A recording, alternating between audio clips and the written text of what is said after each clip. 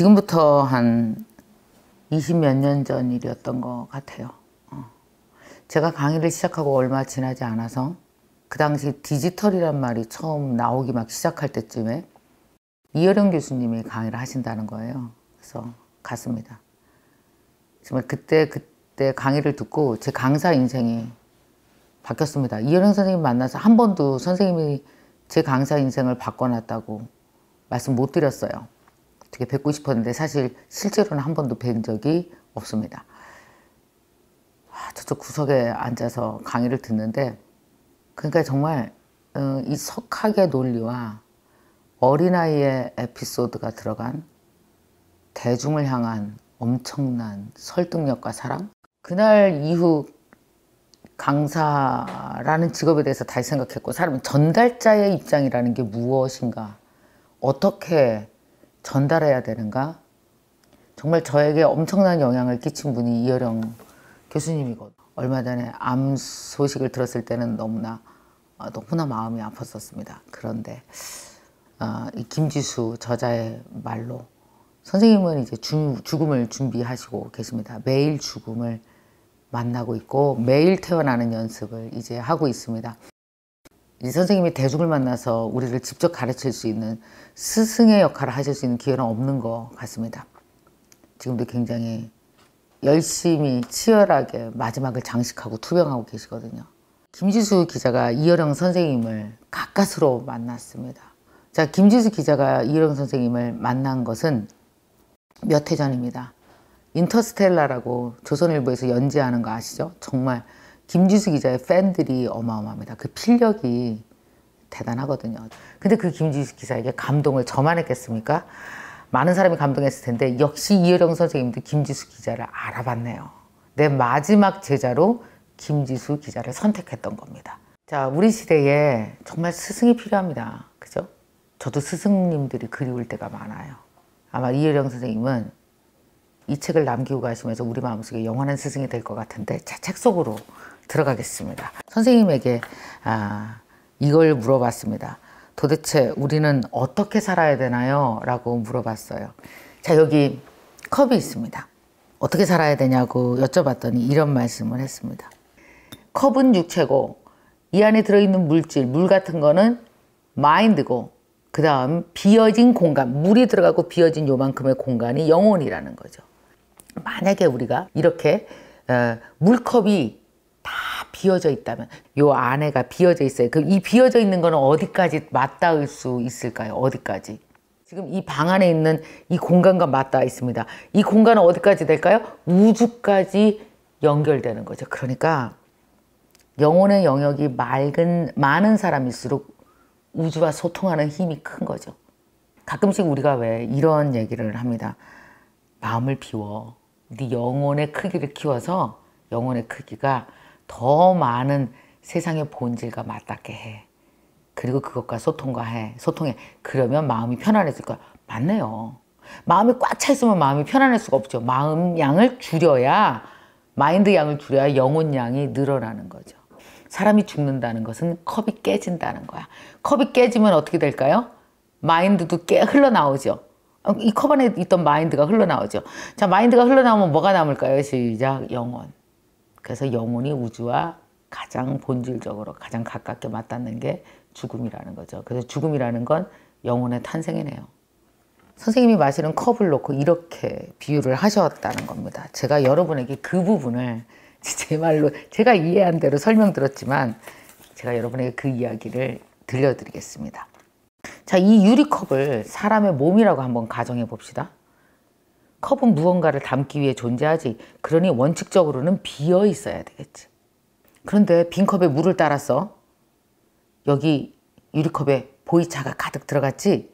이게 마인드라네. 우리 마음은 항상 욕망에 따라 바뀌지. 그래서 보이차도 되고 와인도 돼.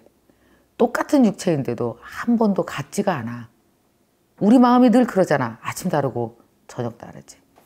이 컵이 우리의 육체고요. 여기에 따르는 것이 우리의 마인드네요. 아침 저녁으로 달라지네요. 내가 무엇을 따르느냐에 달라지네요. 또 하나, 이것이 꽉 찼을 경우 영혼을 담을 공간이 없네요. 영혼이 담을 곳이 없어서 우리는 고독하고 외롭고 어느 순간 우울해지는 것 같네요. 여러분이 인생에 그동안 오랫동안 고민하셨던 해답을 찾으실 수가 있을 겁니다. 여러분이 고전에서나 읽었음직한 모든 사람들의 그 작은 에피소드들이 너무나 유쾌하게 등장합니다. 그리고 우리를 이해시키고 친절하게 설명해 주십니다. 이게 이혜령 선생님의 마지막 수업입니다. 이런 얘기가 나옵니다. 까라마조프의 형제들에서 파뿌리 이야기를 설명해 주셨어요. 생전에 그 되게 인색한 노파가 있었답니다. 근데 그 노파가 거지에게 파뿌리 한 번을 준 적이 있대요. 자, 이 노파는 죽어서 지옥에 갔습니다. 지옥에서 막 허우적허우적 하고 있는데 수호천사가 나타나서 신에게 추천을 한 거예요. 선처를 구한 거예요. 제가 알기로 이분은 지나가는 거지에게 팥뿌리를 한 번 준 적이 있습니다. 결국은 노인이 그 팥뿌리를 잡고 천국으로 올라가는 거예요. 팥뿌리 잡고 막 올라가는데 지옥에 있던 다른 사람들이 나도 살려달라고 나도 살려달라고 막 그 우르르 막 아기처럼 몰려드는 거예요. 그때 노파가 달라붙는 손길을 밀쳐내면서 뭐라 그랬을까요? 야, 이거 내 팥뿌리야! 라고 하면서 지옥불에 떨어진 거예요. 이 까라마조프의 형제들에서 등장하는 창녀가 있습니다. 그 창녀가 알로사에게 해준 이야기가 팥뿌리 이야기예요. 근데 그날 밤 이 알로사는 그 이야기를 듣고 잠을 들었는데 꿈에서 죽은 신부가 나타난 거예요. 천국에서 잔치가 열렸다면서 알로사를 불렀어요. 야, 너 빨리 와. 너 뭐 하는 거야? 빨리 와. 여기 천국이야. 천국 빨리 와. 그랬더니 알로사가 신부님에게 얘기했어요. 거기 천국이잖아요. 나는 착하게 못 살아서 못 가요. 천국에. 거기 진짜 착한 사람들만 가는 거잖아요. 그랬더니 그때 죽은 신부님이 꿈속에서 나타난 신부님이 이렇게 얘기했답니다. 야, 무슨 소리야. 여기 있는 사람들 사실 다 팥뿌리야. 사실 천국에 본 사람들이 다 팥뿌리였다는 거죠. 평생 그렇게 착하게 못 산다고요. 우리 인간 다 이기적이죠. 그죠? 인간 다 이기적이고 자기 기준에서 착하게 사는데 그러나 인간 누구나 다 각자 붙들고 살 팥뿌리 하나씩은 있는 거죠. 그거 정도는 하고 산다는 겁니다. 자, 이 얘기 들으니까 여러분 어떠세요? 엄청난 안도감이 생기지 않았어요? 그래도 나 팥뿌리 하나는 있어. 사람이 사는 게 인간의 본성이라는 게 그렇죠. 늘 그렇게 늘 착하게 어떻게 삽니까? 그렇지 못하죠. 대체로 자기를 위해서 삽니다. 그러나 이타적인 삶의 어떤 한 조각이 또 그 사람을 살려낼 수도 있다는 지혜도 선생님은 우리에게 주십니다. 너무 그렇게 강박적으로 힘들게 살지 말고 그런 대로 넌 잘하고 있어. 너 괜찮아 라는 메시지도 주시는 것 같아요. 이혜령 선생님에게 마지막으로 물었습니다. 선생님 마지막으로 꼭 보고 싶은 사람이 있어요. 있었답니다. 누구냐라고 물었더니 선생님에게 옛날에 숙명여대 앞에서 강의를 끝나고 나오는데 한 학생이 겨울철에 30분간 오들오들 떨고 있더래요. 너 여기 왜 있어? 그랬더니 막 선생님을 붙잡고 울면서 선생님 죽으시면 안 돼요. 그땐 죽을 때도 아니었는데 선생님 오래 사세요. 죽으시면 안 돼요. 라고 막 붙들고 얘기를 했대요. 근데 그때는 이 학생 나한테 왜 이러는 거지? 하고 지나갔대요. 근데 지금 와서 생각하니까 내 마음을 완전히 이해해주는 엄마가 돌아갔을 때 엄마 죽으면 안 돼 라고 말했던 거랑 같은 심정이었구나. 그 학생이 그때 내가 왜 그렇게 약간 매정하게 그 아이를 떠났을까. 그 아이에게 이 말을 못한 게 너무 아쉽다고 그 아이에게 이 말을 전하고 싶답니다. 선생님은 이제 나 절대로 안 죽는다. 언제나 내가 필요할 때 내 곁에서 글 쓰고 나는 말할 거다. 이게 선생님이 우리에게 마지막 주고 싶으신 말인 것 같습니다. 우리 시대에 한 분의 스승이 계시다면 저는 너무 자신 있게 이혜령 선생님이라고 말씀드릴 수 있겠어요. 그리고 이혜령 선생님을 직접 만나서 얘기를 들을 수는 없죠. 이젠 선생님을 그런 식으로 괴롭힐 때는 아닌 것 같아요. 선생님은 혼자서 정말 아름답게 죽음과 매일 팔씨름을 하신답니다. 한 번 이겼어. 한 번 이겼어. 이렇게 하시면서 지금도 여전히 글을 쓰시고 지금도 여전히 우리에게 말하고 계시거든요. 이젠 선생님의 시간을 드려야 될 것 같아요. 그런데 그 선생님의 시간 중에서도 우리에게 시간을 내서 준 책이 바로 이 책입니다. 인터스텔라의 김지수 저자가 쓴 이어령의 마지막 수업. 선생님이 우리에게 주는 정말 최고의 지혜. 김지수 기자는 선생님을 만나면 만날수록 내가 극대화되고 내가 최대 한도로 나를 늘려가는 것 같았다고 그랬어요. 요만한 내가 선생님 만나면 만날수록 최대치의 나를 만나는 것 같은 느낌이라고 했어요. 이게 너무 좋아서 줄을 쳐놨습니다. 여러분 이 책을 읽고 요즘에 힘드셨다면 혹은 여러분 누구에게 위로받고 싶었다면 용기를 내고 싶으셨다면 인생이 무엇인가 나는 어떻게 살아야 되지에 고민이셨다면 이 책을 통해서 여러분들 최대치의 나를 꼭 만나보시기 바랍니다.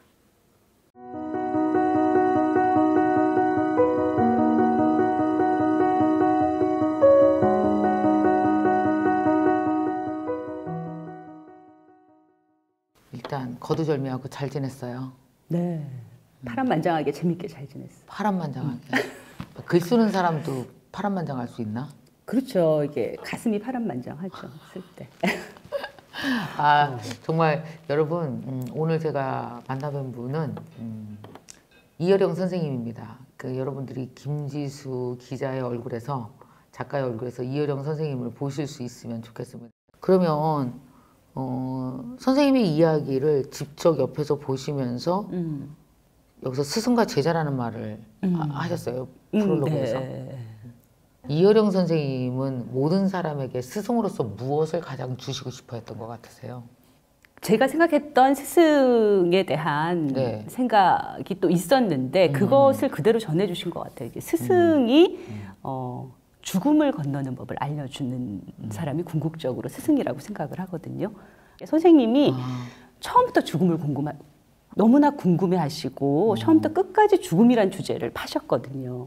학문의 주제라고 한다면 네. 학문의 주제 자체가 사실은 처음부터 끝까지 예술의 주제도 학문의 주제도 네. 다 죽음이셨어요. 네, 그래서 선생님이 스승으로서 알려주려고 했던 것은 삶 속에 죽음이 어떻게 깃들어 있는 것인가 네, 그거를 저희한테 계속 일깨워 주시려고 했던 것 같아요.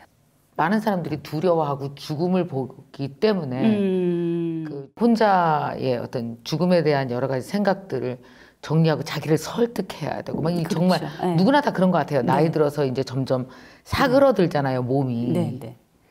그럴 때 선생님은 그걸 두려워하지는 않으셨대요? 두려움도 있으시죠. 두려움도 있는 게 맞는 것이 그 이전에는 죽음이라는 게 철창 속에 갇힌 동물원의 호랑이 관찰할 수 있으니까 이렇게 떨어뜨려 놓고 하지만 고통이 심하게 닥쳐올수록 철창을 벗어난 호랑이가 나한테 덤비는 것 같다라고 하셨으니까 네. 하지만 그걸 쓰시잖아요. 쓰고 그걸 말하잖아요. 호랑이가 나를 향해 덮쳐와 이 느낌만 있다면 공포는 그렇지. 커지고 개인화된 것이지만 그것을 내가 말을 하고 표현하고 글로 썼을 때는 그것을 장악한다는 거거든요. 맞아요. 저는 이게 되게 좋았었거든요. 그러니까 사람들이 되게 왜 균형 이런 말 되게 좋아하잖아요. 네. 이런 얘기를 하는데 선생님은 되게 유연한 사람인 게 혼돈이라는 거에 대한 해석 그리고 또 삶과 죽음을 어떻게 기억하면 좋겠습니까 하셨을 때 바다에 일어나는 파도를 봐라. 파도는 막 그냥 높게 일어나도 다시 수평으로 돌아간다. 파도가 치고 수평을 잡고 파도 치고 수평 잡고 결국은 파도 같은 거죠, 인생이. 그렇죠. 네. 흔들림이죠. 계속 흔들리면서 계속 흔들리는 거죠. 균형을 잡아가면서 네. 그러니까 균형 자체가 흔들림이 내포돼 있는 거네요, 그럼. 네, 완벽한 균형은 없는 거죠. 완벽한 정점도 없을 따름이고, 그러니까 네. 그 흔들림 자체를 되게 중요하게 보셨던 것 같아요. 항상 그 창조는 카오스에서 나온다도 마찬가지인데, 그거는 사실 뭐가 맞다라는 정답은 없는 거거든요. 관찰력이 대단하시죠. 네. 그러니까 그리고 이런 걸 보는 너무 거예요. 민감하게 시대의 흐름을 보고 계시기 때문에 그렇지. 네, 최근에는 뭐 디자인적인 세계나 이럴 때는 창조는 정리해서 나온다라고도 이야기를 많이 하거든요. 하나의 인간이 봤을 때 세상은 너무나 정리가 안 되잖아요. 그 혼돈을 내가 어떻게 이해하고 해석하고 그러니까 대응하면서 가는가가 각자의 인생이 사실 결정이 되는 거거든요. 모든 게 질서라면 나의 역할은 없잖아요. 내가 겪은 혼돈 중에서 가장 빡센 게 코로나예요. 이 엄청난 혼돈. 그래서 이 혼돈 안에서의 내가 가질 수 있는 어떤 질서들을 빨리 찾는 사람들이 안정을 빨리 찾고. 그렇죠. 그러니까 사실 그러니까 선생님의 생각으로는 그 카오스가 어떻게 보면 기회인 거죠. 이령 선생님 이렇게 보시면 원래 이 책이 그 돌아가시기 전에 출간되길 원치 않으셨다고요? 네. 왜 그랬었던 거예요? 마지막 수업이라고 던져 놓는 것에 대한 약간의 슬픔과 쑥스러움과 그런 네. 그 정서적인 게 있었던 것 같아요. 네. 근데 이 책을 내겠다고 했을 때 선생님 뭐라고 그러셨어요? 다시 오케이 하셨어요? 네. 그 두 가지 감정이 공존하셨던 것 같아요. 완벽주의자적인 성격이 있으시기 때문에 네네네. 나오는 과정도 함께 하시고 싶어 하셨고 나오고 난 이후에 독자들이 어떻게 느끼는지도 같이 선생님이 몸은 안 좋으시지만 그 마음과 그 피드백을 함께 느끼고 싶은 마음이 되게 크셨던 것 같아요. 인터뷰하는 사람 입장에서도 솔직히 자기 얘기 많이 물어보잖아요. 내가 급한 거 물어봐야 되잖아. 네. 난 급한 거보다. 네. 뭐 물어보셨었어요? 저는 누가 가장 보고 싶으셨나 이런 것도 되게 그랬어요? 궁금했거든요. 이렇게 생애 마지막에 이르면 누가 가장 보고 싶을까? 누군가가 막 엄청 그립기보다는 가장 안타까운 것은 그때 그 말을 못한 게 가장 안타깝다라고 하시더라고요. 어떤 순간에 그 말을 못하고 그 사람과 헤어진다면 그게 굉장히 안타깝기 때문에 그때 그 말을 해라. 자녀 자식들한테도 하고 싶은 말 있으면 지금 하라고. 안 그러면 너네들 많이 울어. 그러면서 사랑한다면 사랑하라고 하고. 선생님에게서 들은 말 중 그러니까 대중에게 아니고 김지수 기자님에게 제일 많이 남은 건 뭐예요? 저는 저에게 좋은 거는 팥뿌리. 선생님은 그 팥뿌리 얘기를 왜 해주신 거였어요? 왜 했냐면 제가 부탁에 대한 질문을 드렸었거든요. 인간은 테이커가 있고 기버가 있잖아요. 그래서 학자가 조사를 해보니까 기버들이 정점에 있는 사람들 다 기버더라. 예. 그런데 이제 최근에 나타난 게 기버가 물론 중요하지만 더 중요한 역할을 하는 사람들은 루캐스터라는 거거든요. 예, 부탁하는 사람. 먼저 날 좀 도와주세요. 김미경 선생님 저 밥 사주세요. 예, 이거 부탁이잖아요. 그쵸. 예, 그러면 이제 인연이 시작되는 거잖아요. 이분이 갖고 있는 선의가 나한테 베풀어지는 거잖아요. 그러니까 천국 갈 수 있게 제가 해드리는 거예요. 나를 천국 가게 하는구나. 그렇죠. 기회를 주는 거네. 그렇죠. 나의 선한 마음을 내가 팥뿌리 드릴 수 있는 기회를 드리는 그렇죠. 거네. 이런 생각이 들었습니다. 이제 이 책이 이혜령 선생님의 굉장히 마지막 수업이잖아요. 네. 그래서 이혜령 선생님은 이 책을 누구에게 추천하고 싶었을까? 누가 가장 급하게 읽어야 될 1순위를 쳤을까? 네, 선생님은 청년들에게 이 이야기, 그러니까 왜냐하면 이제 요즘에 청년들이 너무나 외로워하고 또 그 생명에 대해서 생명을 쉽게 저버리고 싶은 마음이 든다거나 그런 친구들이 많으니까 그들에게 오히려 그 삶과 죽음에 대해 전체를 총론으로 들려주면서 자, 처음부터 끝까지 들려줄게. 삶이 이런 거고 죽음이 이런 거야. 그걸 통해서 그걸 갖고 있으면 안심이 되잖아요. 살아도 되겠다. 더 생의 의지가 불타오르지 않을까. 그런 마음이 있으셨던 것 같아요. 네. 지금의 이때쯤 듣는 이혜령 선생님의 마지막 수업은 청년들이거나 30대거나 아니면 70대 이상이거나 많은 분들에게 자기의 인생을 다시 좀 성찰하면서 다시 꽃처럼 피워낼 수 있는 선생님이 그랬잖아요. 이혜령 선생님의 이혜령의 마지막 수업. 우리 여러분이 너무나 좋아하시는 김지수 작가님이 이 책을 대신 만나서 수업 듣고 쓰셨거든요. 여러분들이 이 책을 읽고 이혜령 선생님의 90년 가까운 지혜를 꼭 담으셨으면 좋겠습니다. 제가 이혜령 선생님을 만날 때 그 공간 자체가 어떤 지식의 공중부양, 쉬프트 막 이런 게 늘 일어났기 때문에 그 공간이 약간 매트릭스나 인터스텔라 같은 느낌이 항상 들었었거든요. 네, 여러분도 그런 느낌을 함께 가져가시면 더 새해를 시작하는데 네. 좋은 경험이 되지 않을까 싶습니다. 고맙습니다. 감사합니다.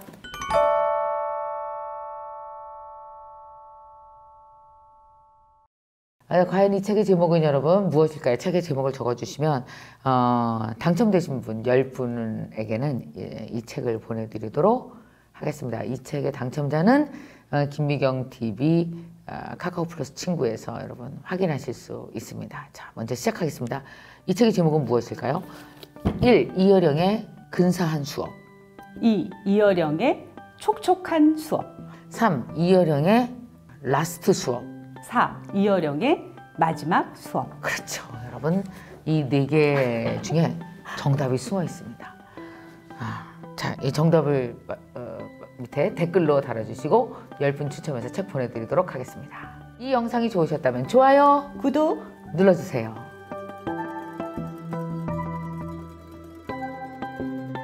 오늘의 북요약본을 받고 싶으시다면 이곳을 클릭하세요.